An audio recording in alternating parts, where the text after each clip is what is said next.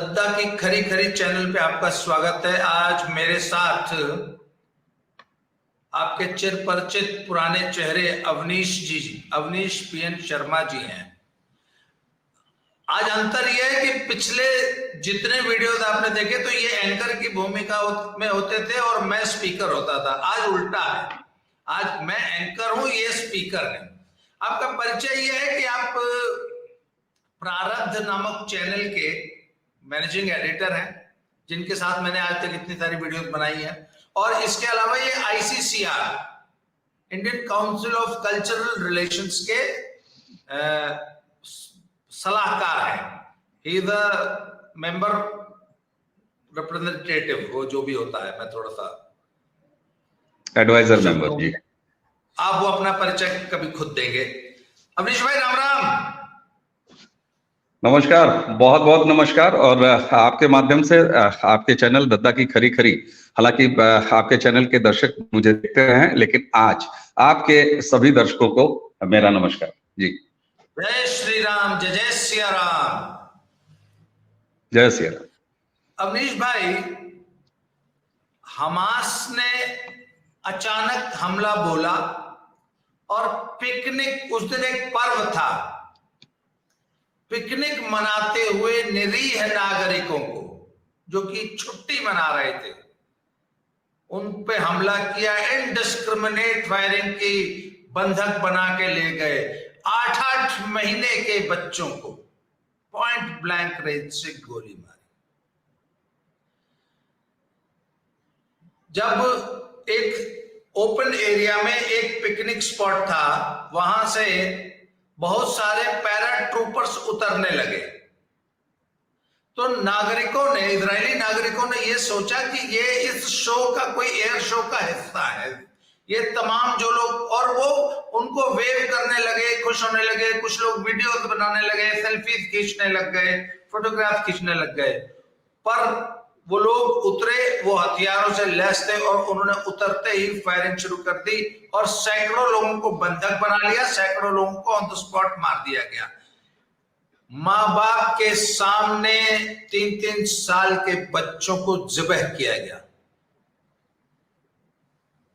बंधकों को मारते समय उन्हीं के फेसबुक आईडी से, उन्हीं के सोशल मीडिया प्लेटफॉर्म से लाइव स्ट्रीमिंग करके उनके परिवार को और पूरे देश को दिखाया गया।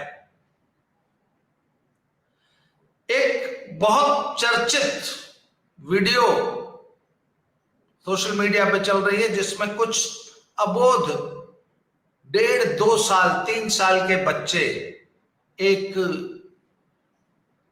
पिंजरे में कैद कर रखे हैं। 2-2 साल के बच्चे। हिंदुस्तान का एक बहुत बड़ा तबका, कांग्रेस पार्टी ने फिलिस्तीन का समर्थन कर दिया। तो कल मेरी एक कांग्रेसी मित्र से बात कर थी, मैंने कहा यदि फिलिस्तीन का समर्थन करते हो तो क्या हमास का भी समर्थन करते हो? Because you can not be selective. अगर आप फिलिस्तीन का समर्थन करते हैं तो फिलिस्तीन के इलाके में, फिलिस्तीनियों के बीच पनप रहे हमास की आतंकी गतिविधियों का भी समर्थन करना पड़ेगा।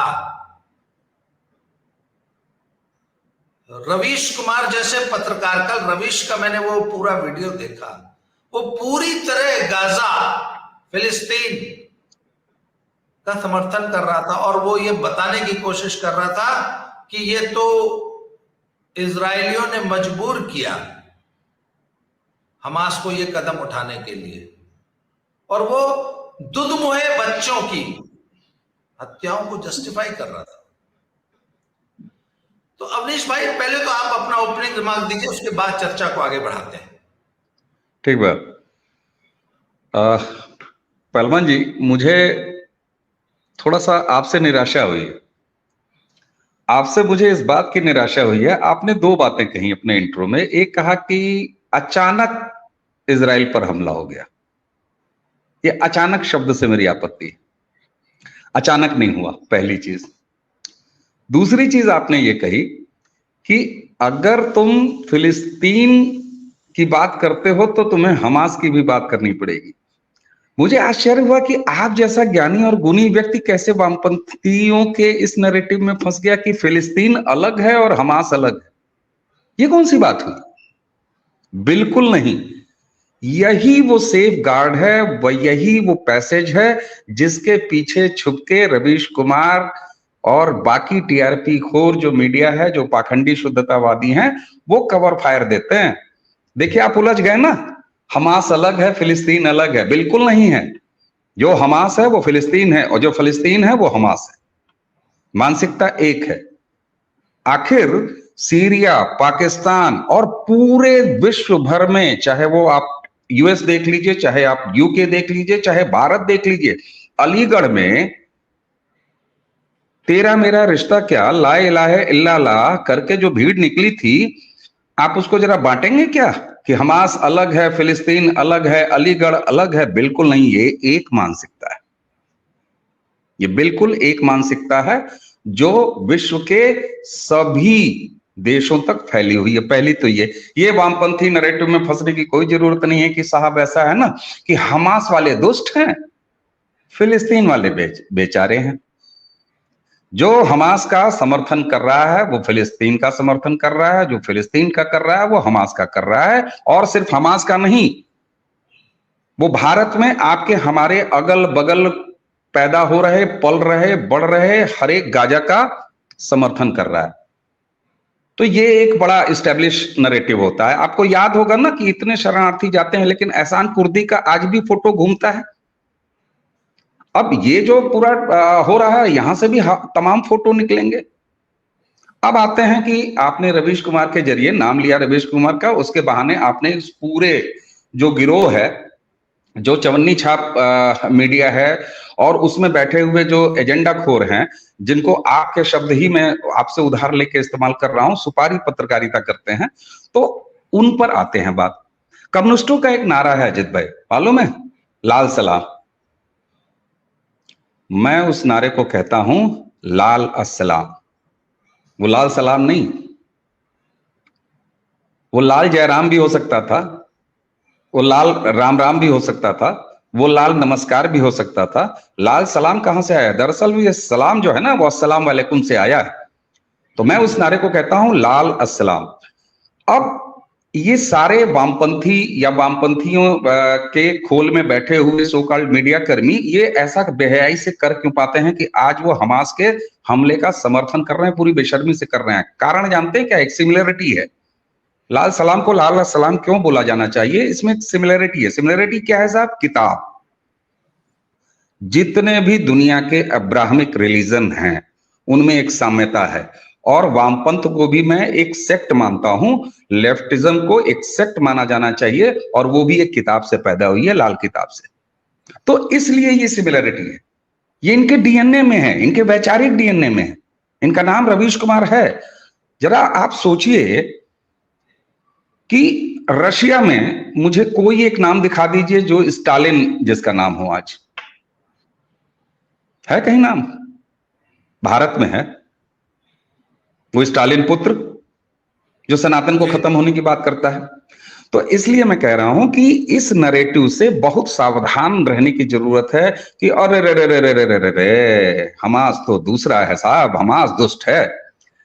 ये अच्छा मुस्लिम बुरा मुस्लिम क्या होता है? ये अच्छा आतंकवाद बुरा आतंकवाद क्या होता है? आप जरा याद कीजिए इनके स्मार्ट नैरेटिव। ये कहते थे कि नहीं साहब, आतंकवाद बुरा है, बाकी सब अलग है, आतंकवाद से मजहब को हटा दो। अब यहां क्या कह रहे हैं साहब? फिलिस्तीन को हमास से हटा दो। हमास अलग है, फिलिस्तीन अलग है। अरे कैसे अलग है भाई?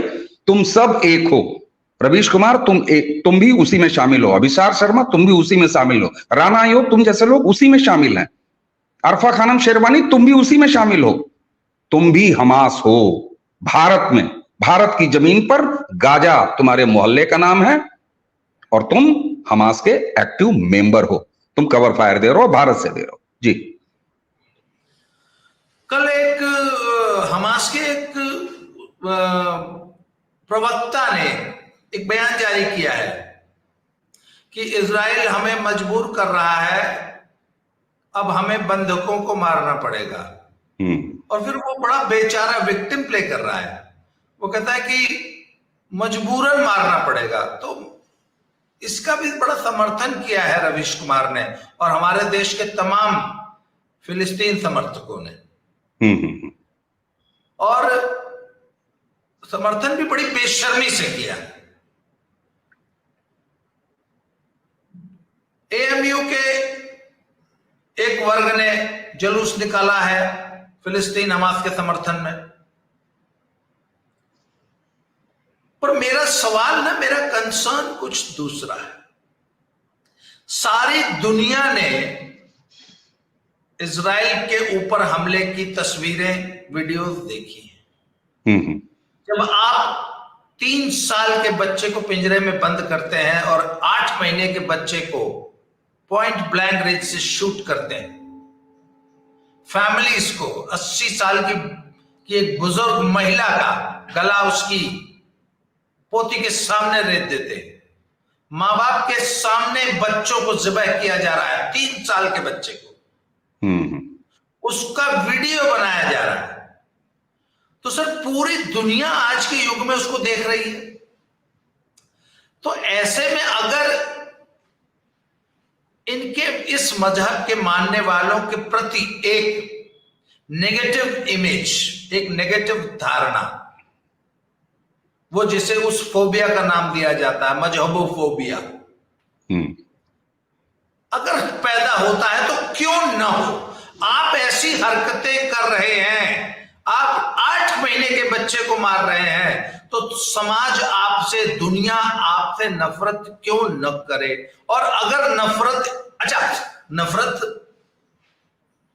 पैदा अपने प्रति, स्वयं के प्रति आपने अर्जित की है ना, तो वो नफरत कंसोलिडेट होते होते होते होते एक दिन फूट पड़े, तो आप किसको दोष देंगे। आपको क्या लगता है कि ये समाज अपने लिए जानबूझकर नफरत, दुर्भावना अर्जित कर रहा है, खाते में जमा कर रहा है, एफडी कर रखा है, इसका क्या असर आप पूरी दुनिया पे देखेंगे। ठीक बात है, मैं आपकी बात पे आऊंगा। ठीक, अभी मैं आपकी इस बात पर आऊंगा, लेकिन इस पर जरा एक छोटी सी टिप्पणी कर दूं। एफडी नहीं कर रहा है, रेकरिंग खोले बैठा है। अब जरा उधर आते हैं। आपने कहा कि हमास के रिप्रेजेंटेटिव ने बड़ा विक्टिम कार्ड खेलते हुए कहा कि अब हमको बंधकों को मारना पड़ेगा। ठीक, मोसाद का भी एक बयान है, इजरायली फोर्स मोसाद ने यह कहा कि एक बार हमास, हम तुम्हें हमारे नागरिकों को मारने पर तो माफ कर सकते हैं, लेकिन तुम जो अपने फिलिस्तीनी बच्चों को हमसे मरवा रहे हो, हमारी गोलियों से मरवा रहे हो, हम इसके लिए तुम्हें माफ नहीं करेंगे। है इसका जवाब हमास वालों के पास, जो बैठ के विक्टिम कार्ड खेल रहा था। मोसाद कह रही है, वही मोसाद कह रही है जो मार रही, और वो इस तरह की बात कर रही है। तो साहब देखिए, ऐसा है कि युद्ध आजकल केवल बंदूक से नहीं लड़े जाते हैं। ये रवीश कुमार हमास की तरफ से बैठ के गोलियां चला रहा है। ये तमाम सारे लोग जिनके नाम हमने पिछली बार गिनाए आपको, वो तमाम गोलियां चला रहे हैं। एक पुराना वो वामपंथी चूरन है ना, कि जब तो मुकाबिल हो तो क्या, वो कलम उठा लो, अखबार निकालो, तो वो भी गोलियां होती हैं साहब। अब आते हैं, आप कह रहे हैं कि ये अपने लिए खरीद रहा है नफरत, ये सो कॉल्ड मजहब। साहब ये खरीद नहीं रहा है, इस मजहब की मूल फिलॉसफी यही है। आप हम जिस जीवन में जी रहे हैं, पैदा होके आता है आदमी, पढ़ता है, लिखता है, भी बेटा होता है, फिर खुद बाप बनता है, और उसके बाद अपने परिवार को देखता है, समाज के बारे में जीता है, सब कुछ करता है ना, और उसके बाद मोक्ष की कामना करता है और फिर अगले जन्म की आस करता है। ये मजहब क्या फिलॉसफी है, इस जीवन को ये प्लेटफॉर्म मानता है, क्योंकि जाना है 72 एक्सप्रेस के पास, जहां पूरी की पूरी 72 एक बोगी इनके लिए रिजर्व है। तो साहब वो नफरत अपने लिए बटोर नहीं रहे हैं, वो अपना काम कर रहे हैं। ये जीवन उनके लिए तब तक ही सार्थक है जब तक वो अपने आप को मजहब की राह में शहीद नहीं कर देते और 72 सीट वाली बोगी पे बैठ के चले नहीं जाते।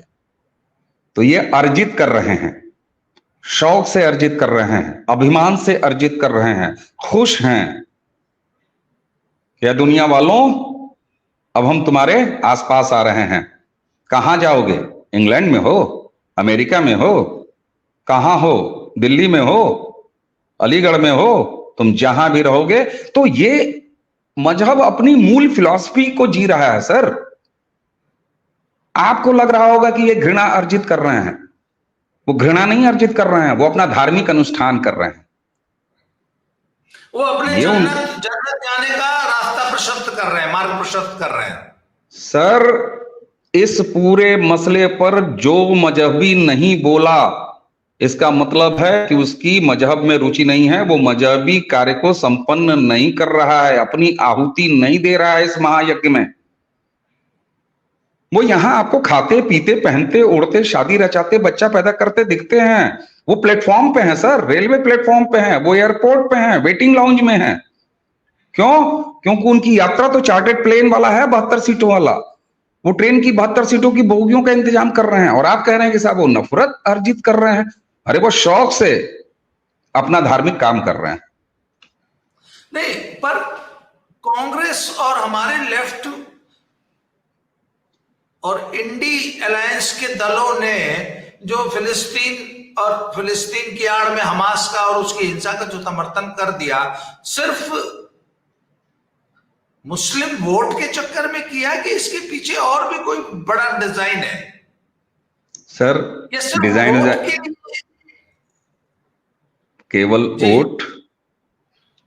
केवल वोट जो है उसको जरा अलग कर दीजिए। पुरानी रिश्तेदारी है सर।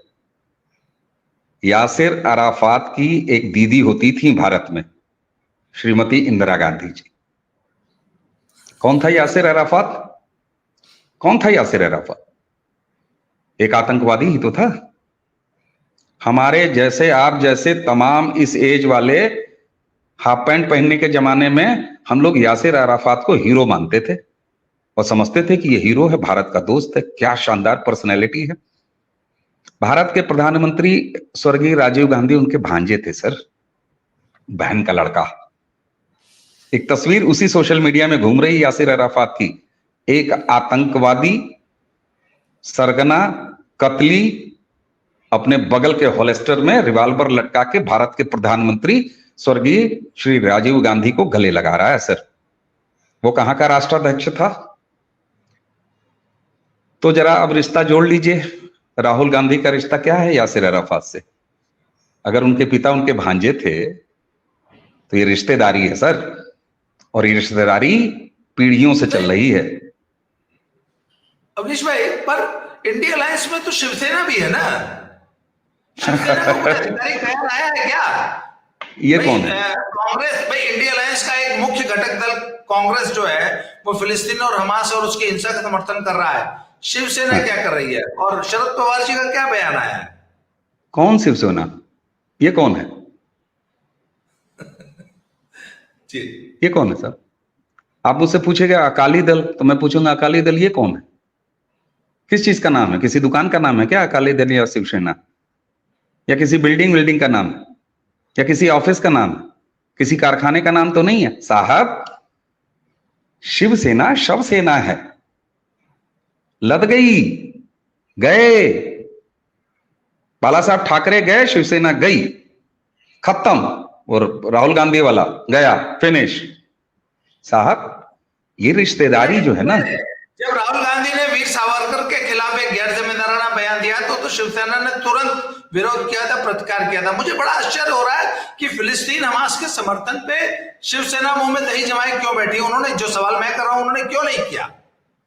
ठीक है, सावरकर साहब से वो आहत इसलिए हो गए कि अभी भी उनको हिंदुओं का कुछ वोट चाहिए, और कांग्रेस के हमास और फिलिस्तीन के सपोर्ट पर वो चुप हैं क्योंकि अब उनको मुसलमानों के वोटों का मोहल्ला दिखाई दे रहा है।